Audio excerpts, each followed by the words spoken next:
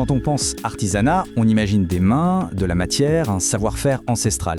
On est assez loin de l'intelligence artificielle, on est d'accord. Et pourtant, et si ces deux mondes, en l'apparence si opposés, étaient en train de se rapprocher? On va voir ensemble comment la technologie la plus pointue pourrait bien devenir le meilleur allié des traditions. La question est sur toutes les lèvres. Alors, l'IA, est-ce une menace pour le fameux fait main? Ou au contraire, une occasion en or de le réinventer?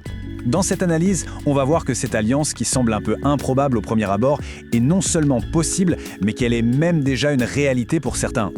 Bon, avant d'aller plus loin, mettons-nous d'accord sur une chose. Quand on parle d'IA ici, on parle surtout d'IA générative, c'est-à-dire un outil capable de créer, de générer du texte ou des images à la demande. L'idée, ce n'est pas du tout de remplacer la main de l'artisan, mais plutôt de lui donner un nouvel outil, un peu comme un nouvel instrument dans sa boîte, pour penser et pour créer différemment. Allez, entrons dans le concret. La première application, et sans doute la plus évidente, c'est de voir l'IA comme un super assistant.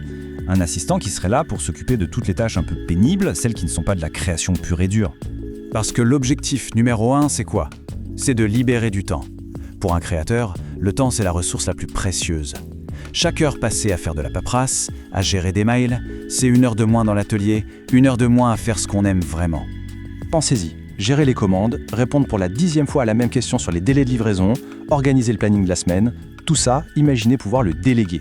L'IA peut trier, répondre, organiser et permettre à l'artisan de se reconcentrer sur l'essentiel. La philosophie derrière tout ça est assez simple en fait. La technologie ne vient pas remplacer le talent, le geste unique de l'artisan. Non, elle vient juste gérer les à côté, tout ce qui est nécessaire pour faire tourner la boutique, mais qui au fond n'est pas le cœur du métier. Mais attention, l'IA, ce n'est pas juste un super secrétaire. Elle peut aussi devenir un vrai partenaire de création, une sorte de muse numérique, disponible 24 heures sur 24.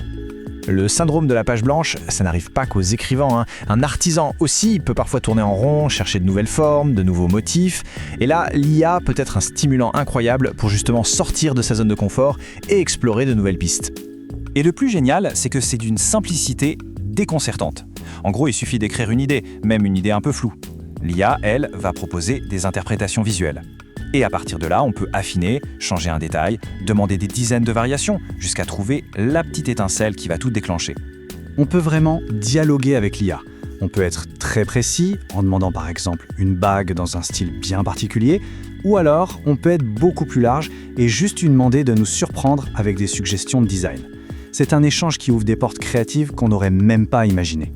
Être artisan, ce n'est pas juste être un créateur, c'est aussi bien souvent être un entrepreneur. Et qui dit entrepreneur dit forcément marketing et communication. Et bien là encore, l'IA peut vraiment jouer le rôle d'un expert à portée de main. Il faut écrire une description de produit qui donne envie, trouver une bonne accroche pour un post Instagram, imaginer des slogans pour la nouvelle collection. L'IA peut générer des brouillons pour tout ça, ça donne une super base de travail qu'il n'y a plus qu'à peaufiner avec sa touche personnelle. Et le vrai gros avantage de tout ça, c'est que c'est accessible. Se payer les services d'une agence de com, c'est souvent hors de prix pour un indépendant. L'IA, en quelque sorte, elle démocratise l'accès à des outils marketing de qualité. Ça permet de rivaliser en créativité sans pour autant faire exploser son budget. Bon, c'est bien beau tout ça, mais concrètement, on commence comment? Par où on démarre? Allez, on va jeter un œil dans la boîte à outils. Honnêtement, il y a des dizaines et des dizaines d'outils. Mais pour bien commencer, 2 catégories suffisent. Pour tout ce qui est texte, la rédaction d'un email, la recherche d'idées, etc., des outils comme ChatGPT sont parfaits. Et pour l'inspiration visuelle, pour créer des concepts, Midjourney ou DALL-E sont devenus des références incontournables. Et les demandes qu'on peut lui faire sont très directes, du style « Donne-moi 5 idées de poste pour mes nouvelles céramiques » ou « Rédige une description qui vend pour mon collier ». On peut même lui demander de corriger un email important. C'est immédiat et ça fait gagner un temps précieux dès la première utilisation. Alors au final, qu'est-ce qu'on doit retenir de tout ça? Ce à quoi on assiste, ce n'est pas la fin du fait main. Pas du tout, c'est son évolution. L'IA ne menace pas le geste de l'artisan, elle vient l'augmenter. C'est un vrai changement de perspective. Moins de temps perdu sur des tâches annexes pour plus de temps consacré au cœur du métier. L'inspiration est nourrie par des propositions quasi infinies, la communication est plus simple. L'idée, c'est de permettre à l'artisan de se recentrer sur ce qu'il ou elle fait de mieux, créer. Finalement, la vraie question n'est peut-être pas de savoir si l'IA va remplacer l'artisan. La vraie question, c'est plutôt comment les artisans les plus visionnaires vont l'utiliser pour enrichir leur art, pour automatiser ce qui est banal et pouvoir se dédier pleinement à ce qui est exceptionnel. Alors peut-être que le fait main de demain ne sera pas remplacé, il sera juste mieux pensé. C'est une piste qui mérite réflexion.